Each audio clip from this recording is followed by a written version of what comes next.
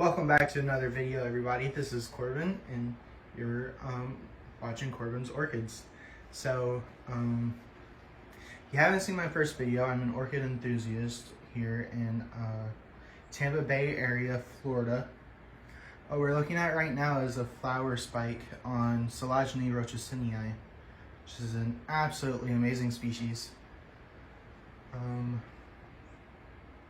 They are pendulous in the way they bloom.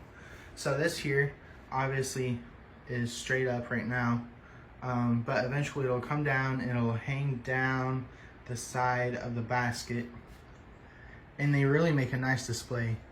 Here's a larger one that I have, and I believe it's gonna have 4 spikes, which is really nice. 2 on this one, 2 on this one. And yeah, they're very, very beautiful orchids, and honestly, for me, it's a must-have in every collection. Of course, not everybody likes Silagene. They can have a very particular fragrance, oftentimes overly sweet, which isn't a bad thing. They can be very earthy and grassy. I'm showing you now all of my Silagene across this bench here. Except for the little ones on cork. Those are oranges. So we're seeing here.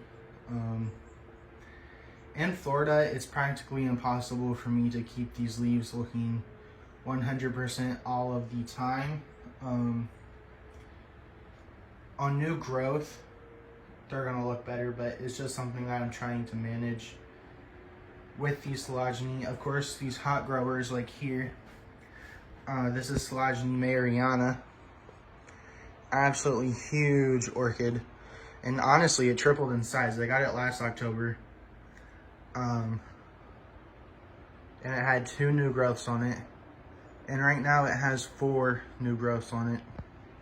And has gotten very, very large. Another really awesome species that I really love is Silagene usitana, which I have here. And spike. I don't know if you can see that.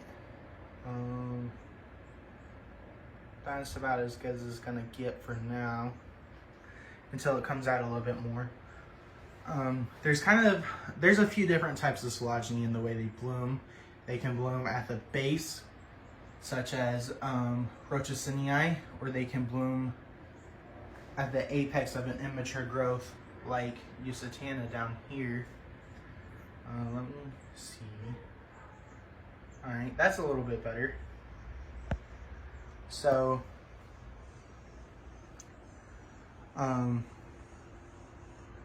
honestly, a lot of them bloom from the apex of an immature growth, especially its relatives like Phylodata, oftentimes known as the rattlesnake orchid, or Dendrochilum.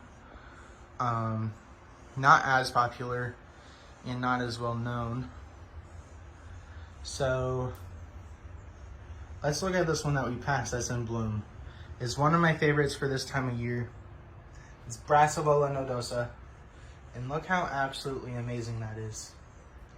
It's one of my favorites, like I stated, because of its fragrance. It has the most amazing fragrance out of almost any orchid, except it's at night, which is why it's got the name Queen of the Night.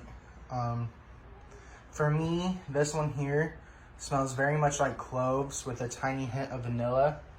And honestly, I love the fragrance of cloves.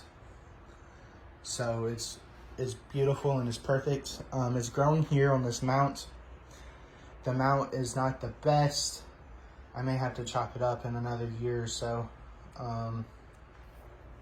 And remount it onto something that will last a little bit longer. So, I hope that wasn't too fast. We're looking over here. We're looking at these dendrobiums. And if you're very observant, and you've seen my last 2 videos, you're gonna notice these 2, which are new. I've had them for about a week now, maybe 2 weeks, maybe.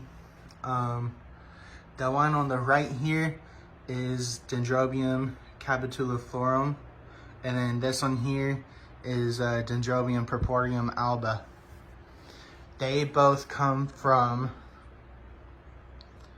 Southeast Asia, Pacific Island area. I want to say possibly Papua New Guinea area, but they're like the bottle brush dendrobiums is kind of their nickname for the way they bloom. And these are completely different than your hurricane dendrobiums, completely different than something like, let's look around, I don't have any, because I grow species. So, different in the way of how you would normally grow a dendrobium, because they do not ever want to be completely dry. Which is, if you're thinking of like a Nobelia Nussbaum type, like these, I already have them drying out for this season, as well as this one here is a Dendrobium lindleyi, also drying out for this season. It gets water every now and then just because it's mounted. So let's move on. I have some really awesome buds on a BLC, I think it's different now, Booth Leaf Venice, Venice being the clonal name. Right here, look at this. That is going to be very showy for me. I bought it last year with only one spike, and this year is blessing me with two, which is really nice. Let me see if I can get a little bit closer and get the, there you go. They're really nice dark buds. And it's kind of fragrant. Well, it's fragrant all day actually. And then in the evening, it's also still kind of fragrant, which I think it gets that from its nodosa backgrounds, which we just looked at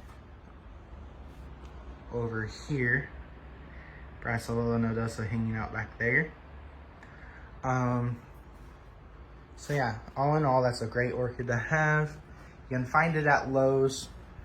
I'm not a big Lowe's shopper, but every now and then I don't mind going and seeing what they have, because sometimes stuff like Booth Leaf Venice calls out to me. Right, that's the end of the video, guys.